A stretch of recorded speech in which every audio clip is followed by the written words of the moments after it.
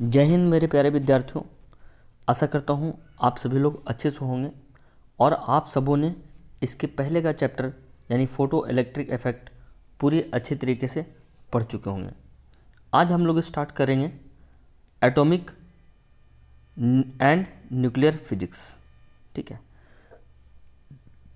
तो मैं इसके पहले कि ये चैप्टर शुरू हो मैं आपको बताना चाहता हूँ कि ये जो चैप्टर है ये केमिस्ट्री में भी पढ़ना है। 3-4 बातें इंपॉर्टेंट आप देख लो। सबसे पहली बात, ये चैप्टर केमिस्ट्री में भी पढ़ना है इसलिए ये चैप्टर इंपॉर्टेंट है। दूसरी बात कि जब हम ये चैप्टर पढ़ते हैं तो हमें एटम के बारे में पता होना चाहिए, न्यूक्लियस के बारे में पता होना चाहिए, न्यूक्लियस के टाइप्स के बारे में पता होना चाहिए, न्यूक्लियस का क्या क्या प्रॉपर्टी है वो पता होना चाहिए। तो ये सारी बातें पता होना चाहिए। ठीक है, तो चलिए देर नहीं करते हुए हम शुरू करते हैं। तो आपको मैं बता दूं कि जैसे ही इस चैप्टर का स्टार्ट होता है तो शुरुआत होते ही चैप्टर में जो नाम आता है वो आता है आपका अर्नेस्ट रदरफोर्ड का। ठीक है, अभी आप ये चीज़ देखो कि यहाँ पर जो हमारे साइंटिस्ट एक हैं, मतलब फिजिसिस्ट थे, वो ब्रिटिश फिजिसिस्ट अर्नेस्ट रदरफोर्ड। तो सबसे पहले उनके बारे में आप कुछ बातें आपको जाननी होगी। अर्नेस्ट रदरफोर्ड के बारे में क्या क्या बातें जाननी होगी ये देख लीजिए आप। तो आप ध्यान से सुने, मैं आपको बता रहा हूँ। अर्नेस्ट रदरफोर्ड जिनका जन्म 30 अगस्त 1871 ईस्वी में हुआ था। ठीक है, वो न्यूजीलैंड के रहने वाले थे और उनकी मृत्यु 19 अक्टूबर 1937 में उनकी मृत्यु हो गई। उनको ब्रिटिश का नागरिकता प्राप्त था। ठीक है, तो ये आपका थोड़ा सा इंट्रोडक्शन था। अब आप देखिए अर्नेस्ट रदरफोर्ड का अधिकतम उम्र रासायनिक प्रयोगों में गुजरने वाली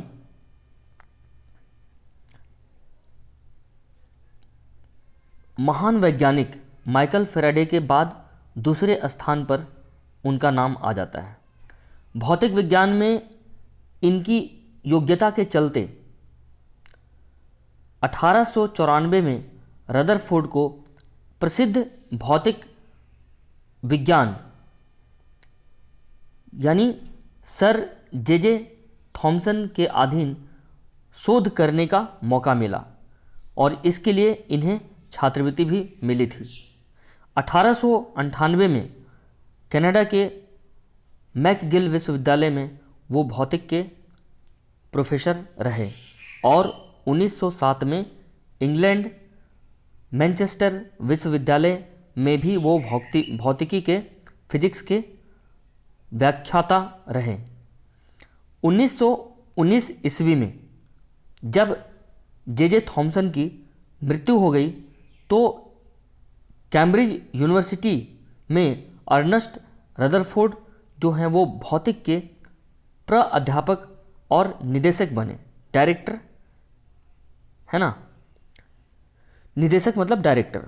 भौतिक रसायन के लगभग सभी प्रयोगों में उपयोग होने वाली अल्फा, बीटा और गामा किरणों के बीच अंतर बनाने वाले वैज्ञानिक अर्नेस्ट रदरफोर्ड ही थे और नाभिकीय योगदान में, मतलब नाभिकीय न्यूक्लियर फिजिक्स में इनको योगदान इन्होंने दिया था 1908 में, 1908 में। इसके वजह से इनको नोबेल प्राइज से सम्मानित किया गया। अर्नेस्ट रदरफोर्ड का जो एटॉमिक मॉडल है उसके पहले पदार्थ में, मतलब जब एटॉमिक मॉडल दिया गया उसके पहले पदार्थ में यानी सब्सटेंस में यानी मैटर में परमाणु की उपस्थिति का पता चल सकता था। ओके, अब परमाणु का मतलब क्या होता है? परमाणु मतलब परमाणु को इंग्लिश में एटम बोलते हैं। ठीक है, बट एटम के बारे में जानकारी जो थी उसे आगे गति दी गई, मतलब आगे उसको फॉरवर्ड किया गया अर्नेस्ट रदरफोर्ड के जो एक्सपेरिमेंट हुए थे उस बेसिस पर एटम के बारे में जो जानकारी थी उसको आगे फॉरवर्ड किया गया। अब देखो, अब थोड़ा सा हिस्ट्री में जाते हैं। सबसे पहले एटम के बारे में बताने वाले एक महान व्यक्ति थे महर्षि कणाद। महर्षि कणाद ने सबसे पहले बताया था कि प्रत्येक पदार्थ बहुत छोटे छोटे कणों से मिलकर बना होता है। 1808 में ब्रिटेन के भौतिक विज्ञानी यानी जॉन डाल्टन ने अपने प्रयोगों के आधार पर बताया कि पदार्थ जिन अविभाज्य कणों मतलब जिसको विभाजित नहीं किया जा सकता, मतलब जिसको डिवाइड नहीं किया जा सकता, उसको अविभाज्य कण कहते हैं। मतलब which can not be divisible, that is called अविभाज्य। तो उसे क्या कहा गया? परमाणु कहते हैं, ऐसा बताया गया। ठीक है, जॉन डाल्टन के। तो डाल्टन के बाद जे थॉमसन आए और रदरफोर्ड। उन्होंने, उन दोनों के प्रयोगों ने डाल्टन के सिद्धांत के में सुधार किया और उन्होंने स्पष्ट कर दिया कि परमाणु जो है डिविजिबल नहीं है, बल्कि छोटे छोटे आवेशित कणों मतलब चार्ज पार्टिकल से मिलकर बना है। 1897 में जे थॉमसन ने परमाणु के अंदर यानी एटम के अंदर पॉजिटिवली चार्ज पार्टिकल की प्रेजेंस की प्रमाणित किया, मतलब उसको उन्होंने खोजा। ठीक है, जे थॉमसन ने 1897 ईस्वी में उन्होंने बताया 1897 में कि एटम के अंदर जो होता है पॉजिटिवली चार्ज पार्टिकल है।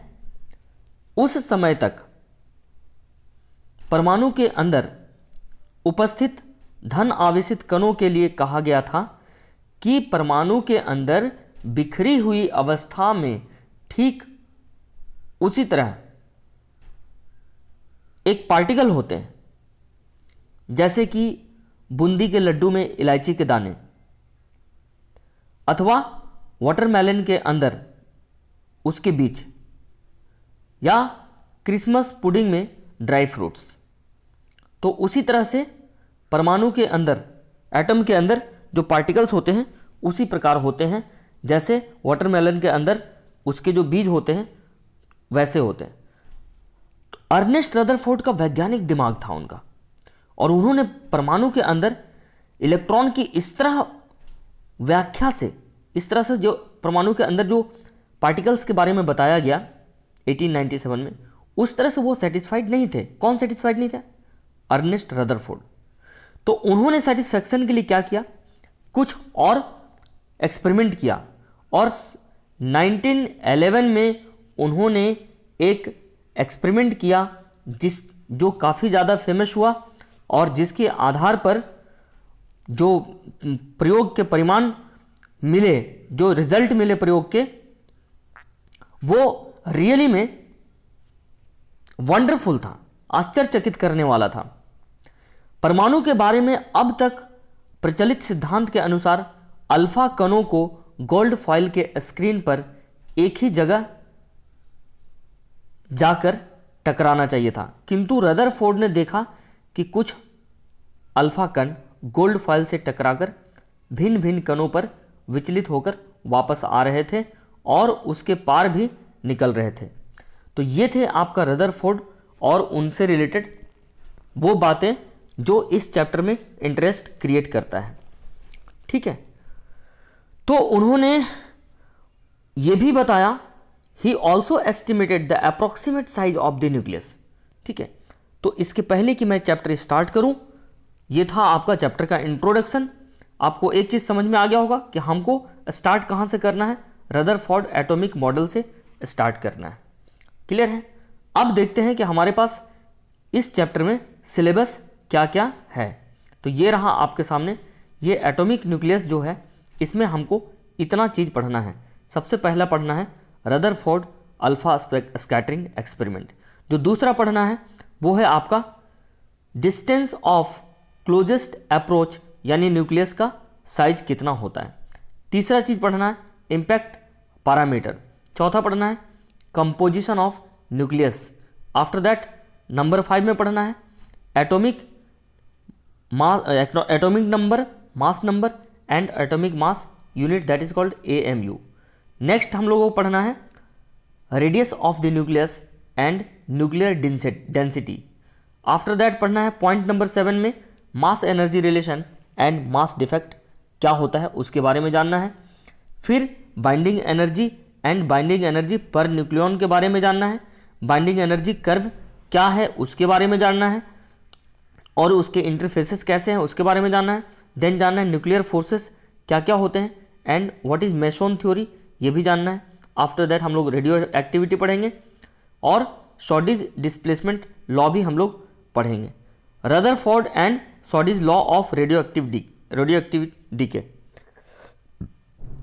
एंड देन हम लोग पढ़ेंगे radioactive disintegration constant and half life period. After that units of radioactivity and then सबसे last 15 number nuclear fission and nuclear fusion. तो ये 15 पॉइंट्स जो हैं हमें 15 टॉपिक इस चैप्टर में पढ़ने हैं। तो समय का विलंब न करते हुए हम स्टार्ट करते हैं चैप्टर को। सबसे पहला आप स्क्रीन पे देखिए जो हम लोगों को पढ़ना है, ये आपका अल्फा पार्टिकल स्कैटरिंग एक्सपेरिमेंट पढ़ना है, ठीक है। अब ये अल्फा पार्टिकल स्कैटरिंग एक्सपेरिमेंट देखिए, इस तरह से एक मॉडल तैयार किया गया। इसमें ये जो है ये गोल्ड फॉयल है, ठीक है। ये एक आपका रेडियो एक्टिव सैंपल है जिससे अल्फा बीम इस तरह से निकल रही है और ये अल्फा बीम गोल्ड फॉयल पे टकरा रही है, ठीक है। ये बीच में चारों ब्लू कलर का जो पट्टी है, इस सर्कुलर पट्टी को हम लोग जिंक सल्फाइड स्क्रीन कहते हैं। और ये जो आपका है देख रहे हो येलो स्टार, यहाँ पर भी स्टार, यहाँ पर भी, यहाँ पर भी, ये सब जो है आपका सम अल्फा पार्टिकल्स आर डिफ्लेक्टेड, ठीक है। तो आप यहाँ से देख सकते हैं कि एक रे ऑफ लाइट यहाँ से ऐसे आया है, सॉरी रे ऑफ लाइट नहीं, एक अल्फा पार्टिकल्स ऐसे आया है और सीधा निकल गया है, तो इसको बोलते हैं most alpha particles hit here. तो यहाँ पर देखिए इस पॉइंट पर most of the alpha particle hit कर रहा है, यहाँ पर जो है most of the alpha particle hit कर रहा है यहाँ पर, तो यहाँ पर हिट कर रहा है, इसका मतलब बहुत ज़्यादा अल्फा पार्टिकल जो है वो सीधा यहाँ से आया और सीधा निकल लिया। वो बीच में मतलब कहीं पर वो वापस कुछ जो है वो डाइवर्ट हो गए अपने पास से, ऐसे आए और इस तरह से चले गए, ऐसे आए इस तरह से आ गए, इस तरह से मुड़ गए, ठीक है। तो हम लोग इसका ट्रेसिंग भी पढ़ेंगे।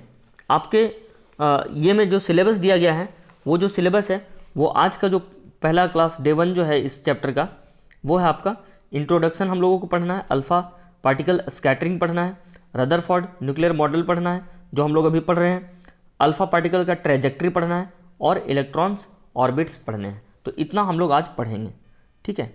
तो आज देखिए सबसे पहले alpha scattering experiment by Rutherford, ठीक है, या फिर कह सकते हैं रदरफोर्ड्स अल्फा स्कैटरिंग एक्सपेरिमेंट। क्या हुआ था, ये देखिए एक लीड बॉक्स लिया गया और लीड बॉक्स में यहाँ से बिस्मथ लिया गया है, ये क्या है बिस्मथ है या फिर रेडॉन कह सकते हो इसको। तो यहाँ से एक थिन गोल्ड फॉइल रखा गया और इस पर एक ZnS जिंक सल्फाइड का स्क्रीन बनाया गया। और ये देखिए ये जब अल्फा पार्टिकल यहाँ से जब निकल रहा है इस तरह से, तो कुछ जो है ये देखिए अल्फा बीम इस तरह से डाइवर्ट हो गया, अगेन निकला सीधा चला गया और कुछ इस तरह से डाइवर्ट हो गया। तो आप यहाँ पर देख सकते हैं ये जो इस तरह से भी कुछ डाइवर्ट हो रहा है ना। अब ये देखिए गोल्ड एटम, ये जो आपका है ये आपका गोल्ड एटम है। तो इसमें क्या होता है ये देखिए, ये देखिए आया, फिर से देखिए एक पार्टिकल्स आया और सीधा निकल गया, दूसरा आया और ये भी निकल थोड़ा सा डाइवर्ट हुआ, फिर तीसरा आया ये इस तरह से हो गया और ये इस तरह से चला गया, अगेन इस तरह से आया और ये ऐसे चला गया, फिर ये इस तरह से डाइवर्ट हो गया और ये आपका ऐसे चला गया, अगेन एक सीधा चला गया, ठीक है। तो ये था आपका, इसको बोलते हैं, इस वाले को बोलते हैं ट्रेसिंग, अल्फा स्कैटरिंग का हम लोग इसको बोलते हैं ट्रेसिंग, ट्रेस किया गया, ठीक है। तो यहाँ पर देखिए एक्सपेरिमेंट में आपको दिख रहा होगा कि बहुत सारे अल्फा पार्टिकल जो है वो डाइवर्ट सीधा मतलब न्यूक्लियस को निकल जा रहे हैं। कुछ जो है ऐसे आया थोड़ा सा डाइवर्ट हो गया है, एक अल्फा पार्टिकल जिस पाथ से आया उसी पाथ पर वापस लौट गया है।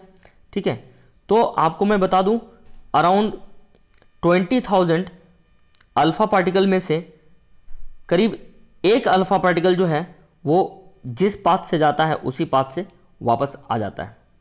ठीक है, और इस गोल्ड फॉइल की जो थिकनेस होती है 0.004 मिलीमीटर इसकी थिकनेस होती है। इतने थिकनेस में एक्सपेरिमेंट किया गया। तो ये सारा, अब देखिए इसमें कंक्लूजन क्या क्या मिला। अब देखिए स्कैटरिंग एंगल के बारे में बताया गया, scattering angle theta and number of particles alpha particle scattered. तो इसका ग्राफ इस तरह से होता है। ठीक है, अब देखिए अल्फा पार्टिकल क्या होता है। सबसे पहले तो ये जानना है कि अल्फा पार्टिकल क्या होता है। ठीक है, तो अल्फा पार्टिकल क्या होता है। Alpha particle is a nucleus of helium atom, यानी helium plus plus positively charged atom is called alpha particles. ठीक है, mass equal to 4 times that of hydrogen. Alpha का जो चार्ज होता है वो +2 इलेक्ट्रॉन होता है और इसकी जो मास होती है वो +4 टाइम्स ऑफ हाइड्रोजन एटम होती है। ठीक है, it travels with a speed nearly 10⁴ metre per second. 10⁴ metre per second, यानी एक सेकेंड में 10,000 मीटर जा सकता है, या फिर कह सकते हैं 10 किलोमीटर ये जा सकता है। तो ये हाईली पेनिट्रेटिंग होता है। ठीक है, नेक्स्ट अब देखते हैं कि रदरफोर्ड ने जो एक्सपेरिमेंट किया इसके साथ ही आपका जिंजर एंड मार्सडन एक्सपेरिमेंट भी हुआ था। ठीक है, बट हम लोग नहीं जानते हैं, हम लोग इसको जानते हैं। ठीक है, जब भी हम लोग पढ़ते हैं एटम मतलब एटम के बारे में सबसे पहले जो बताया गया वो इन्होंने रदरफोर्ड साहब ने ही बताया था, तो इसलिए हम लोग उसको पढ़ते हैं। तो अभी देखिए कि रदरफोर्ड एक्सपेरिमेंट में और जिंजर मर्डसन एक्सपेरिमेंट में क्या अंतर है। स्पीड ऑफ अल्फा पार्टिकल, इसमें जो है ये इन्होंने रेडोन लिया था और इन्होंने बिस्मथ पे एक्सपेरिमेंट किया था, ये पहला डिफरेंस है।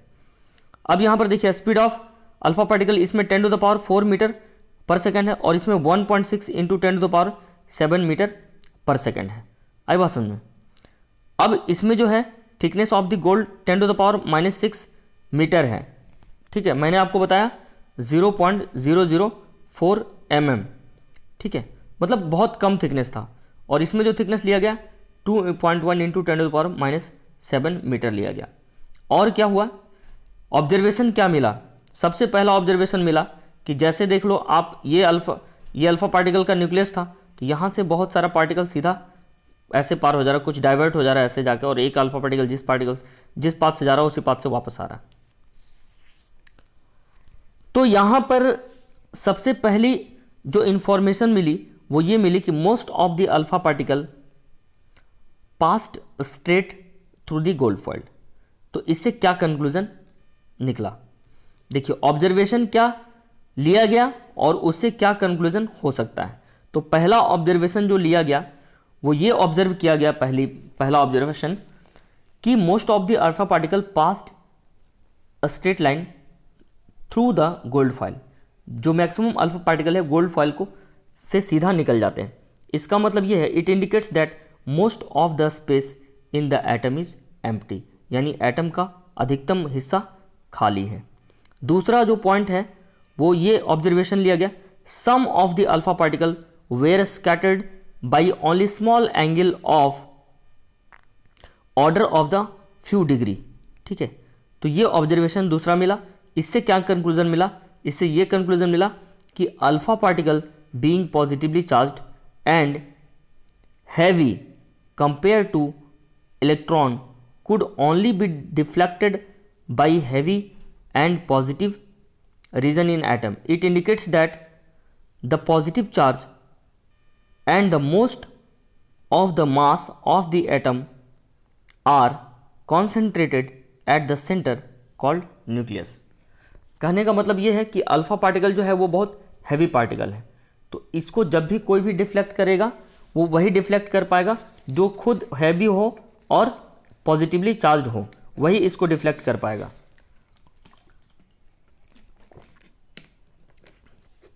तो अगर एक्सपेरिमेंट में ये ऑब्जर्व किया गया कि some of the alpha particle scattered by a small angle, इसका मतलब है कि जो एक्सपेरिमेंट में जो एटम मतलब गोल्ड फॉइल जो लिया गया था, इस गोल्ड फॉइल को एटम के लिए, एटम का एग्जिस्टेंस के लिए इसको एक्सपेरिमेंट किया गया। तो इसका मतलब ये है कि एटम के सेंटर पे कुछ बहुत हैवी पार्टिकल है जिससे अल्फा पार्टिकल डाइवर्ट हो जा रहा है।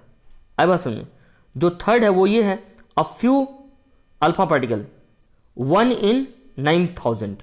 ठीक है, अब ये देखिए मैंने आपको बताया था 20,000 अल्फा पार्टिकल में से 1 अल्फा पार्टिकल कम बैक होता है, मतलब ऐसे जाता है और वापस इसी तरह आ जाता है। तो कहने का ये मतलब है कि अलग अलग बुक में आपको अलग अलग डेटा मिलेगा, तो उससे आप कोई कंफ्यूज मत करना। आप बस यही समझ लो कि a few alpha particle were deflected through the large angles, some of them even retraced their path. Retraced का मतलब होता है जिस पाथ से गया है उसी पाथ से वापस आना, उसको बोलते हैं रिट्रेस्ड। ठीक है, that is angle of deflection was 180 degree. तो इसका मतलब क्या हुआ कि alpha particle which travels toward the nucleus directly get retraced due to Coulomb's force of repulsion and ultimately comes to rest and then fly off in positive direction. कहने का ये मतलब है कि अब जैसे देखिए कूलम साहब ने फोर्स ऑफ रिपल्सन के बारे में क्या बताया था कि अगर एक प्लस चार्ज है और एक और प्लस चार्ज है तो ये प्लस चार्ज इसको रिपल करेगा और ये प्लस चार्ज इसको इस तरफ रिपल करेगा। ठीक है, तो यानी दो पॉजिटिव चार्जों के बीच रिपल्सन लगती है। तो यहाँ पर देखो अगर मान लेते हैं ये न्यूक्लियस है और यहाँ से अल्फा रे हम भेज रहे हैं, तो कुछ सीधा चला गया, कुछ ऐसे आया डिफ्लेक्ट हो गया। एक अल्फा पार्टिकल यहाँ से जिस पाथ से गया उसी पाथ से वापस आया। तो देखो अल्फा के बारे में हम जान रहे हैं कि अल्फा जो है ये helium plus plus positively charge है।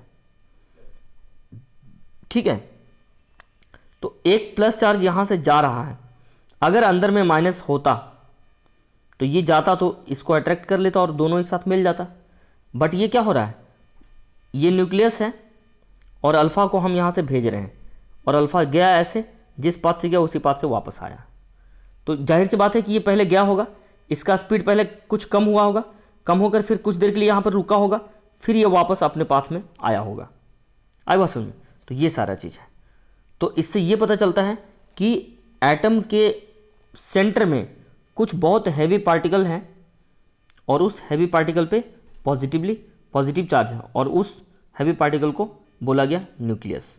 ठीक है, तो यहाँ पर देखिए ये जो डेटा है आपका N theta is directly proportional to is inversely proportional to sine theta by 4 theta by 2 to the power 4, या कह सकते हो कि साइन 4 थीटा बाई 2 पावर, मतलब ऐसा है आपका साइन थीटा बाई 2 और इसका पावर 4 ऐसा है।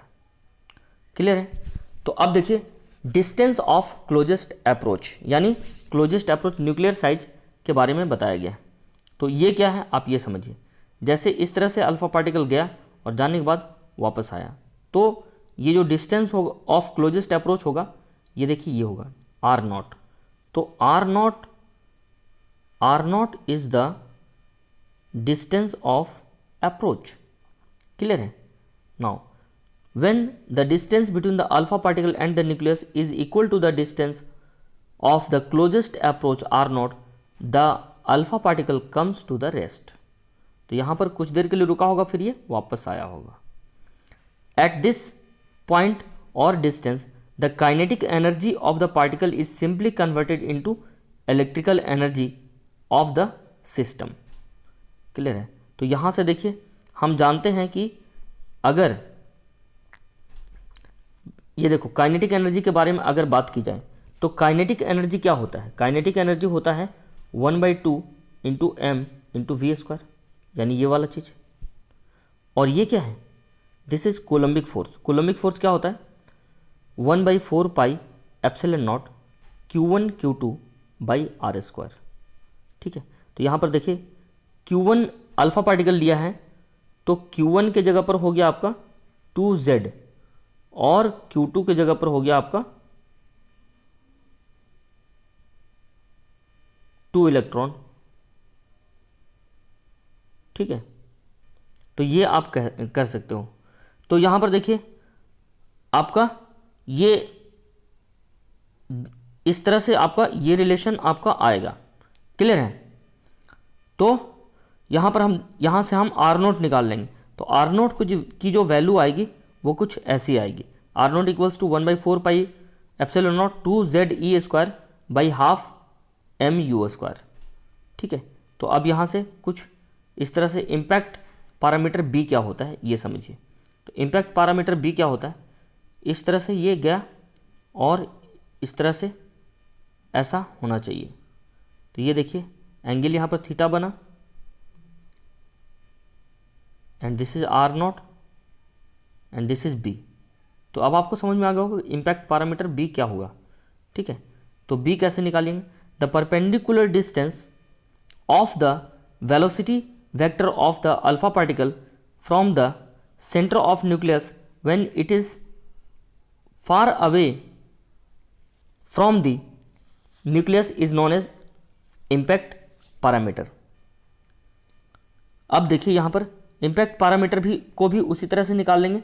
इसकी जो वैल्यू होती है इम्पैक्ट पैरामीटर की वो होती है B equals to ZE square into cot theta by 2 divided by 4 pi epsilon naught 1/2 MU square. Clear है?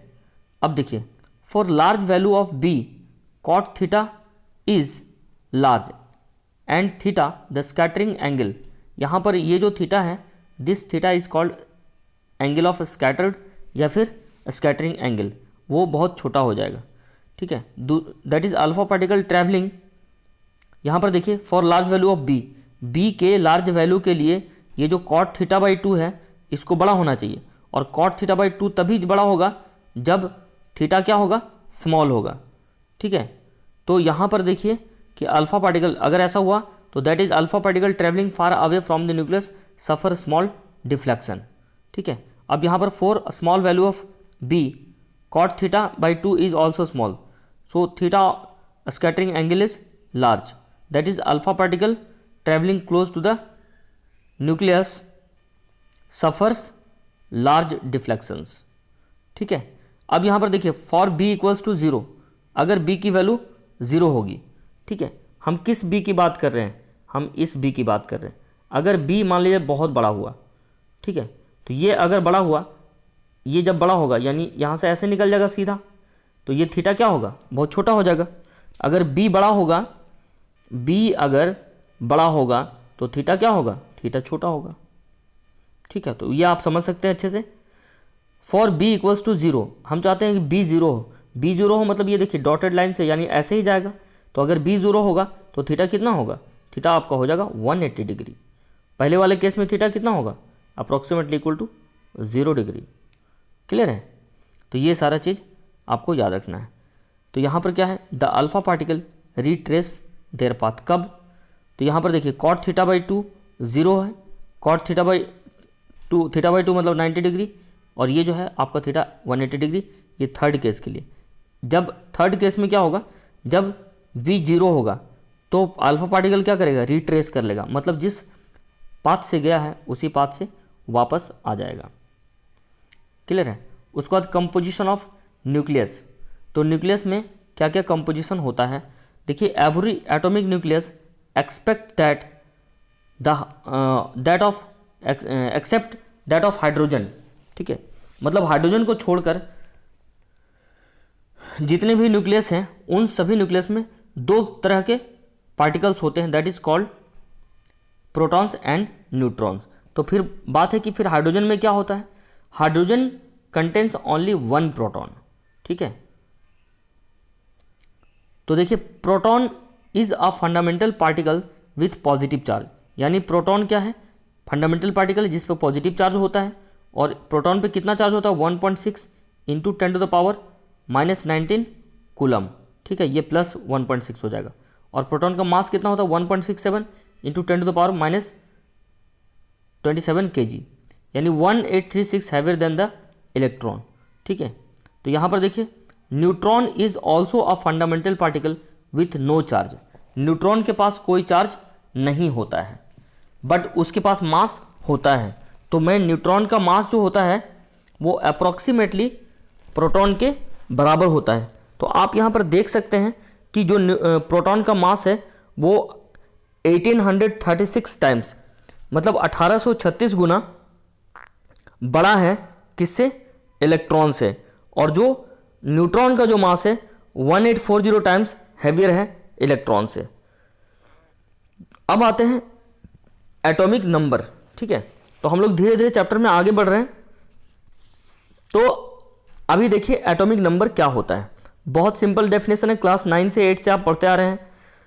The number of protons in a nucleus of an atom is called atomic number.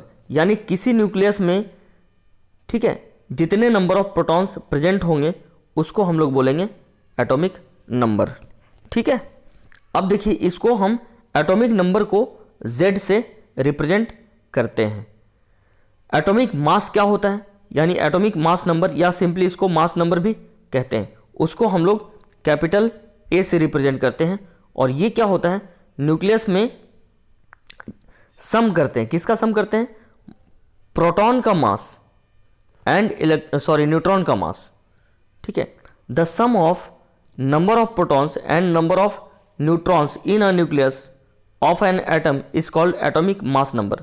ठीक है, तो atomic mass number क्या होता है कि A equals to Z plus N। तो Z क्या है, नंबर ऑफ प्रोटॉन या इलेक्ट्रॉन कह लो, N क्या है, नंबर ऑफ न्यूट्रॉन्स है। ठीक है, तो मास नंबर कैसे निकलता है, दोनों को जोड़ देंगे तो मास नंबर निकल जाएगा। अब एटॉमिक मास यूनिट ये क्या होता है, what is atomic mass unit. Atomic mass unit यानी AMU is 1/12 of the mass of 1 carbon atom. यानी एक कार्बन एटम लेंगे और उसका 1 कार्बन एटम लेंगे, 1 C एटम लेंगे और इसका करेंगे कितना 1/12 हिस्सा। तो इससे जो मास मिलेगा, this mass is called 1 AMU, atomic mass unit.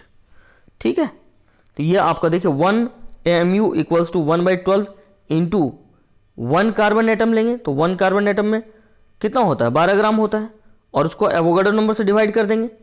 ठीक है, तो एक कार्बन एटम का 1/12 हिस्सा मिल जाएगा। तो ये हो जाएगा आपका 1 AMU की वैल्यू। ठीक है, और ये जो वैल्यू आएगी वो 1.66 इंटू 10⁻⁻27 ग्राम आएगा। अब देखिए size of the nucleus. Nucleus का साइज क्या होता है, nucleus does not have any sharp और वेल डिफाइंड बाउंड्री। न्यूक्लियस के पास कोई भी वेल डिफाइंड बाउंड्री या शार्प नहीं है। ठीक है, अब यहां पर देखिए क्या होता है, however the radius of the nucleus can be given by R equals to R0 into A⁻⁴ 1/3। ये रेडियस हम लोग न्यूक्लियस का जानते हैं। तो यहाँ पर देखिए R0 जो है ये कांस्टेंट है, और R0 की जो वैल्यू होती है वो होती है आपका, R0 की जो वैल्यू होगी ये आपका होगी 1.2 फर्मी मीटर। ठीक है, 1.2 फर्मी मीटर होती है R0 की वैल्यू।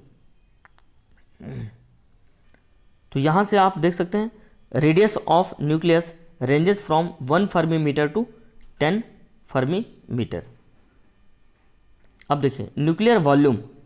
न्यूक्लियर वॉल्यूम क्या होता है, V इक्वल्स टू, चूंकि ये स्फेयर की तरह होता है इसलिए इसको 4/3 पाई R³ होता है। तो अगर हम न्यूक्लियस की बात करेंगे तो R³ की जगह पर क्या आ जाएगा, R³ की जगह पर क्या आ जाएगा R0 इंटू AQ। क्यों आ जाएगा, क्योंकि देखो R की वैल्यू कितनी है, R0 है इंटू A⁻⁴ 1/3 है। तो जब हम इसका पावर 3 करेंगे तो इन दोनों का पावर 3 हो जाएगा। तो ये 3 इसके साथ, ये वाला 3 इसके साथ कैंसिल हो जाएगा, और ये जो 3 है वो यहाँ पर आ जाएगा। तो R0 R³ की जगह पर क्या आ जाएगा, R0 Q into A। Clear है।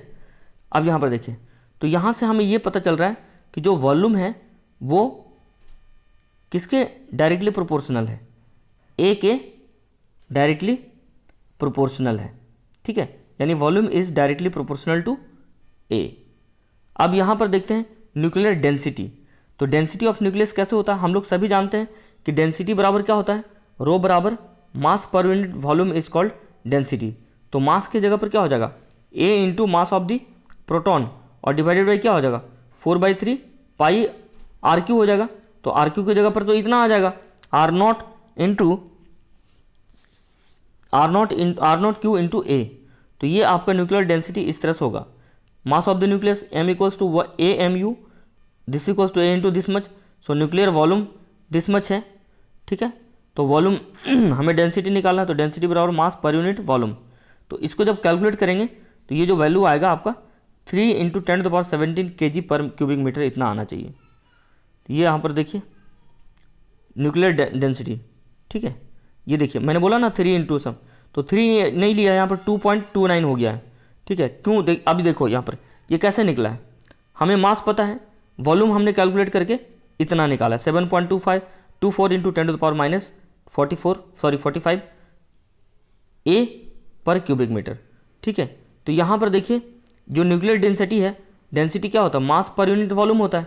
तो जब इसको कैलकुलेट करेंगे तो ये वैल्यू इतनी आएगी 2.29 × 10⁻17 kg। तो हम इसको ऐसा भी कह सकते हैं kg पर क्यूबिक मीटर। 3 × 2.29 को हम 3 भी कह सकते हैं, अप्रोक्सीमेटली 3 × 10⁻17 kg पर क्यूबिक मीटर। ये क्या है, ये आपका न्यूक्लियस की डेंसिटी है।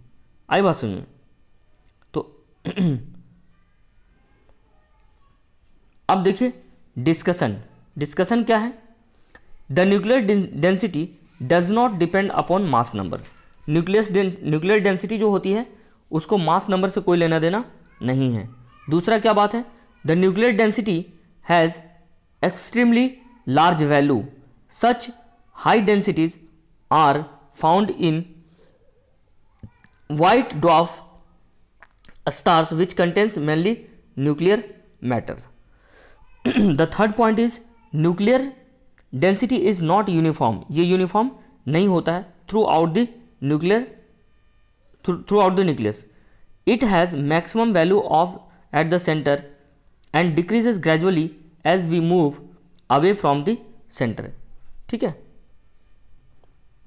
Now the point 4 is the nuclear radius is the distance from the center of the nucleus at which the density of the nuclear matter decreases to 1/2 of its maximum value at the center, ठीक है। उसके बाद है mass energy relation.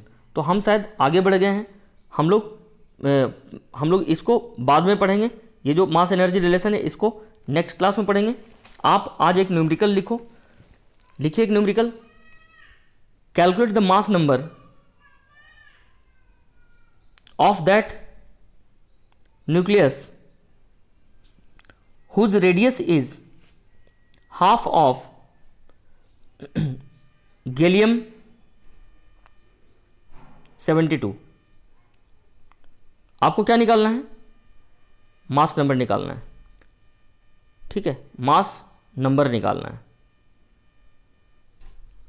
फिर से question सुन लीजिए, calculate the mass number of the nucleus whose radius is half of gallium 72। कैसे निकलेगा, देखिए सब हम जानते हैं कि रेडियस जो होती है वो मास नंबर के कितना पावर होती है, 1/3। क्लियर है, 1/3, ये फॉर्मूला हम जानते हैं। तो यहाँ से बोल रहा है कि जो न्यूक्लियस है, जो रेडियस है, वो एक का रेडियस r/2 है और एक का रेडियस r है। तो दोनों का अगर रेशियो निकालेंगे ये हो जाएगा a और दूसरा कितना है 72 है। तो इसका पावर कितना हो जाएगा 1/3 हो जाएगा। क्लियर है, आपको क्या निकालना है, mass number of the nucleus whose radius is half. यानी R1 बाई R2। तो R1 है, अगर R है तो R2 कितना है, R बाई 2 है। ठीक है, तो अगर हम इसको ले रहे हैं a to the power 1/3, a to the power 1/3, तो इसको कितना लेंगे 72, इसका पावर 1/3। तो इस तरह से हम लोग सॉल्व करेंगे। जब इसको सॉल्व करेंगे तो ये जो वैल्यू आएगी ये 1/8, दिस इज इक्वल्स टू आ जाएगा a/72। तो यहाँ से कट जाएगा 72, 9 टाइम्स में कटेगा, यानी a इक्वल्स टू कितना हो गया 9। यानी हम किसकी बात कर रहे थे, a इक्वल्स टू 9। ठीक है, उसके बाद दूसरा क्वेश्चन लिखिए, फाइंड द डेंसिटी ऑफ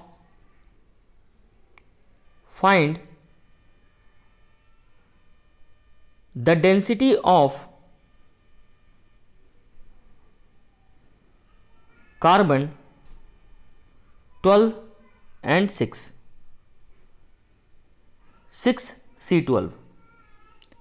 ठीक है, आपको मैं बता दूं कि जो ये जो 6 होता है ये होता है एटॉमिक नंबर, और ये जो होता है एटॉमिक मास होता है, या फिर मास नंबर कह सकते हैं उसको। ठीक है, तो इसको भी निकाल लेंगे। हिंट दे देता हूं आपको, मास ऑफ द न्यूक्लियस आप निकालो, मास ऑफ न्यूक्लियस ये कितना हो जाएगा आपका 12 हो जाएगा, और into mass of the proton हो जाएगा। तो प्रोटॉन का कितना मास है 6 है ना, 1.6, सॉरी ये इसका जो मास होता है 1.66 into 10 to the power 27 kg होता है। ठीक है, तो हम टोटल मास निकालेंगे तो मास कितना निकल जाएगा 12 into 1.6 into 10 to the power -27, इतना kg निकल जाएगा। ठीक है, this will be equal to mass of the, है ना, न्यूक्लियस। और ये जो है आपका मास ऑफ प्रोटॉन है। और चूंकि हम न्यूक्लियस का मास, ये मास ऑफ न्यूक्लियस क्यों है, क्योंकि मुझे किसका निकालना है, कार्बन का। तो कार्बन के पास कितना होता है 12, मास नंबर उसका कितना है 12 है, तो 12 into mass of the proton हो जाएगा। ठीक है, अब हमारे पास जो रो की वैल्यू, हमें डेंसिटी निकालना है, तो डेंसिटी बराबर क्या होता है मास पर यूनिट वॉल्यूम। तो वॉल्यूम की जगह पर क्या हो जाएगा 4/3 पाई आर क्यू। तो पाई आर क्यू हो जाएगा। तो मास हमको पता है, हम निकाल चुके थे, मास कितना निकला 12 into 1.6 into 10 to the power -27 kg। और यहाँ पर देखिए 4/3 इंटू पाई का वैल्यू पता है, आर नहीं पता है, तो आर का हम कैसे निकालेंगे, आर इक्वल्स टू होता है कितना होता है a टू द पावर 1/3। तो आर की जगह पर अगर 1/3 रखेंगे तो यहाँ पर क्या आ जाएगा a आ जाएगा। ठीक है, तो इस तरह से हम इसको सॉल्व करके आप हमको बताइए।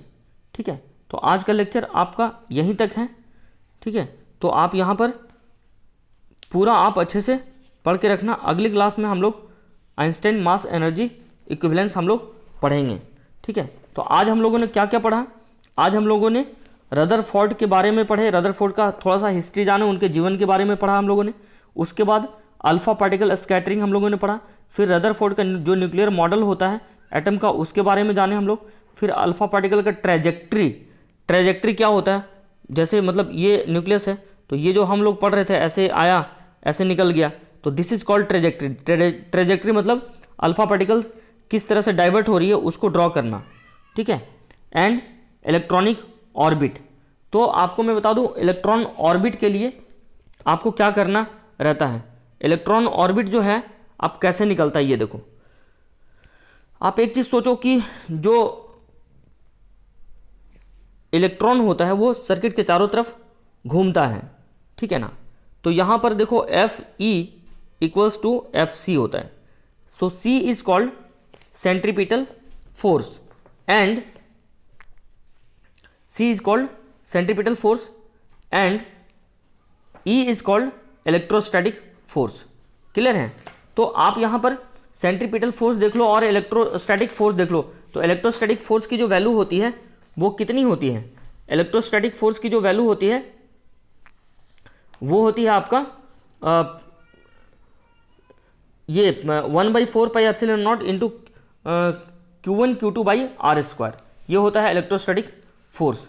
ठीक है, तो इलेक्ट्रोस्टैटिक फोर्स जैसे ही हम लोग देखेंगे तो हम लोग देखेंगे कि यहाँ पर जो Q1 Q2 है, Q1 Q2 कितना हो जाएगा यहाँ पर आप ऐसे देख लो Fe इक्वल्स टू FC है। तो हकीकत में देखो क्या है, आप कॉन्सेप्ट कैसे समझना है, ये देखो ये क्या है आपका न्यूक्लियस है, ये न्यूक्लियस है और इसके चारों तरफ इलेक्ट्रॉन घूमता है। तो अगर कोई भी न्यूक्लियस है और इसके चारों तरफ कोई पार्टिकल ऐसे ऐसे घूम रही है, ठीक है, तो अगर ये इस तरह से घूम रही है तो इसका मतलब कोई ऐसा फोर्स लग रहा है जो इलेक्ट्रॉन को घुमा रहा है। तो इलेक्ट्रॉन तो सर्कुलर पाथ में घूम रहा है, ठीक है। तो हम लोग सर्कुलर पाथ में अगर घूम रहा है तो याद करिए मैंने सर्कुलर मोशन में आपको बताया था कि जब भी कोई पार्टिकल सर्कुलर मोशन करती है तो उसमें एक फोर्स लगता है, that is called mv²/r and this force is called centripetal force. तो यहाँ पर सेंट्रीपिटल फोर्स कौन लगा रहा है, एक तरफ आपका न्यूक्लियस है और ये इलेक्ट्रॉन है। तो न्यूक्लियस में प्रोटॉन है जिस पर पॉजिटिव चार्ज है और इस पर इलेक्ट्रॉन है जिस पर नेगेटिव चार्ज है। तो ये इलेक्ट्रॉन और प्रोटॉन इन दोनों के बीच क्या लगेगा, फोर्स ऑफ अट्रैक्शन लगेगा। तो इलेक्ट्रोस्टैटिक फोर्स उसको बोलेंगे। तो यहाँ पर जो हो जाएगा ये आपका हो जाएगा mv²/r and this equals to 1/4πε0 into E² divided by r²। अब बोलोगे सर आपने E² क्यों लिया है, क्योंकि देख लो यहाँ पर एक्चुअल में Q1 Q2 होता है। तो Q1 की वैल्यू भी मैंने E मान लिया और Q2 भी क्या है, प्रोटॉन है इलेक्ट्रॉन दोनों बराबर होता है, तो इसकी भी E मान लिया। तो Q1 Q2 आपका क्या हो गया, E हो गया। और R क्या है, रेडियस है। रेडियस मतलब distance between distance between proton and electron, ठीक है। तो इसके अकॉर्डिंग अगर ये देखा जाए हमारा, अगर हम कैलकुलेट करेंगे वैल्यू R का वैल्यू, तो यहाँ पर देखिए मेरे पास क्या था, mv²/r this is equals to 1/4πε0 into E² ऐसा E²/r²। यहाँ पे देखिए एक R दूसरे R को कैंसिल कर देगा और मुझे क्या चाहिए, R चाहिए। तो इस R को उस तरफ ले जाएंगे तो R इक्वल्स टू क्या हो जाएगा, इधर ऊपर में E² है और ये पूरा mv² इधर इस तरफ नीचे आ जाएगा। तो इसको जब हम कैलकुलेट करेंगे तो R की वैल्यू कितनी मिलेगी, R की वैल्यू मिलेगी E² divided by 4πε0 into m into v², ठीक है। तो यहाँ से आपका वो रेडियस निकल जाएगा, ठीक है। अब दूसरा जो है काइनेटिक एनर्जी। तो काइनेटिक एनर्जी के लिए मैं आपको बता चुका हूँ, जो काइनेटिक एनर्जी की जो वैल्यू होती है वो वैल्यू कितनी होती है, 1/2 इंटू m इंटू v², इतनी वैल्यू होती है। और यहाँ पर जो काइनेटिक एनर्जी है, तो यहाँ पर देखो इसके पहले वाले इक्वेशन से जो मेरे पास था ना वो ऐसा mv²/r this is equals to कितना था, ke² ऐसा था, ठीक है। तो यहाँ से हम v² का वैल्यू निकाल लेंगे और v² का वैल्यू इसमें हम यहाँ पर पुट कर देंगे। तो जब हम वैल्यू v पुट करेंगे तो ये हो जाएगा kinetic energy equals to k equals to 1/2 into m into v² and this is equals to E² divided by 8πε0 into r, ठीक है। तो हमने क्या किया है, हमने ये जो v² है इसके जगह पर हम वैल्यू पुट किए हैं और सॉल्व करके इतना निकला है, ठीक है। तो यहाँ पर देखो वैल्यू पुट करेंगे तो कितना हो जाएगा, ये 1/2 है, m तो m ही रह जाएगा। तो v² की जगह पर हम क्या रख देंगे, E² 4πε0 इंटू m और इंटू r, इतना आ जाएगा आपका v का वैल्यू। तो देखो ये जो है आपका यहाँ से यहाँ तक ये जो है आपका v का वैल्यू है।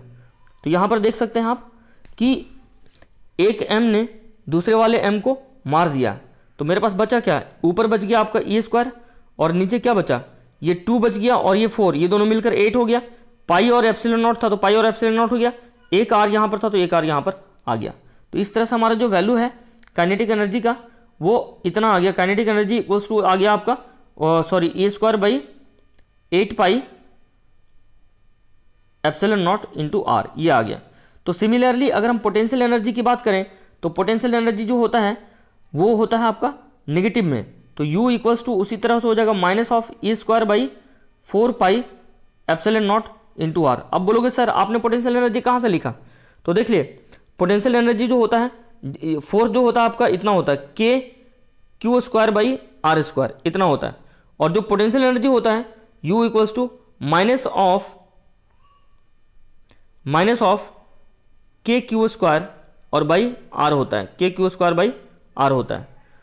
तो पोटेंशियल एनर्जी जो होता है माइनस ऑफ के क्यू स्क्वायर बाई आर होता है। तो माइनस ऑफ के की जगह पर हम क्या रख सकते हैं 1/4 पाई एप्सिलॉन नॉट, और इंटू क्यू मतलब दोनों ई है तो ई स्क्वायर बाई आर हो गया। तो ये देखिए, अब बोलोगे सर आपने यहाँ माइनस क्यों लिया है? माइनस इसलिए लिया है क्योंकि यहाँ पर जो वर्क डन होगा वो आपका फोर्स के अगेंस्ट में होगा। आई बात समझ में? तो इसलिए तो अगर हम बात करेंगे टोटल एनर्जी की, किसकी बात करेंगे? टोटल एनर्जी की। तो टोटल एनर्जी होता है आपका kinetic energy plus potential energy. तो काइनेटिक एनर्जी की जो वैल्यू होगी वो हो जाएगी आपका E square divided by 8 pi epsilon not into R, और plus minus of E square by 4 pi epsilon not into are. तो जब इसको सॉल्व करोगे तो आपके पास जो वैल्यू आएगा वो कुछ ऐसा आ जाएगा।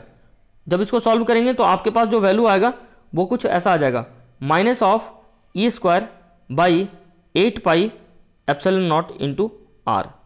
तो देखो ठीक है, तो इसमें यहाँ पर एक चीज़ देखने वाली बात है कि जो टोटल एनर्जी है इलेक्ट्रॉन का वो कैसा है? नेगेटिव है, ठीक है ना। तो इसका मतलब क्या हुआ? इसका मतलब ये हुआ कि अगर इलेक्ट्रॉन की टोटल एनर्जी नेगेटिव है तो इसका मतलब क्या है? Electron is bound to the nucleus, है ना। इलेक्ट्रॉन को कहाँ रहना पड़ेगा? न्यूक्लियस से बंधा हुआ है।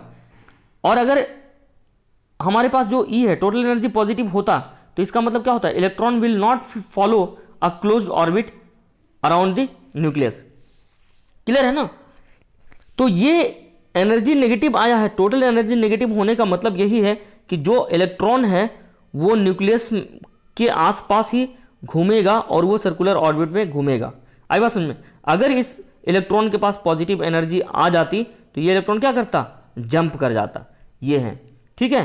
तो ये सारा पॉइंट्स आपको अच्छे से क्लियर होना चाहिए। आपको मैं बता दूं कि अगर आपको इलेक्ट्रॉनिक ऑर्बिट या इलेक्ट्रॉन ऑर्बिट समझ में नहीं आया है तो आप ऐसा करना, आप एनसीईआरटी में पेज नंबर 419 ये पेज नंबर एनसीईआरटी में देखना, ठीक है। अगर किसी को अल्फा पार्टिकल ट्रेजेक्ट्री पढ़ना है तो वो एनसीईआरटी का पेज नंबर 418 देखेगा, ठीक है।